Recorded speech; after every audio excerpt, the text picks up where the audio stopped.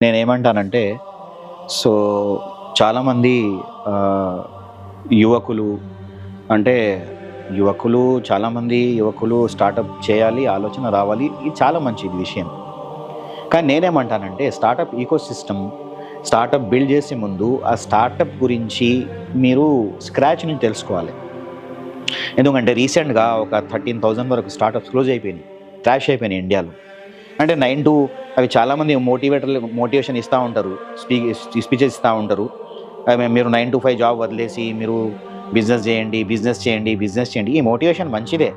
కానీ ఈ మోటివేషన్‌కి కావాల్సిన ఇన్‌ఫ్రాస్ట్రక్చర్, నాలెడ్జ్ ఇవన్నీ ఇస్తే చాలా బాగుంటదనమాట. ఇది ఒక పక్కన పెట్టేసుకుందాం. రెండోది ఇంకోటేంటంటే, ఇప్పుడిక్కడ స్టార్టప్ ఎకోసిస్టమ్ గురించి తెలుసుకునే వరకు కదా! 9-5 జాబ్ వదిలేసి తెలుసుకునే వరకు, స్ట్రగుల్ చేసుకునే వరకు ఫ్యామిలీ గురించి ఏమవ్వాలా?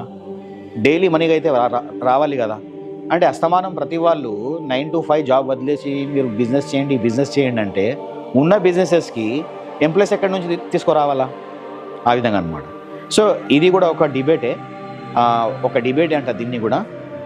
చేద్దామా డిబేట్? చలో లెట్స్ స్టార్ట్.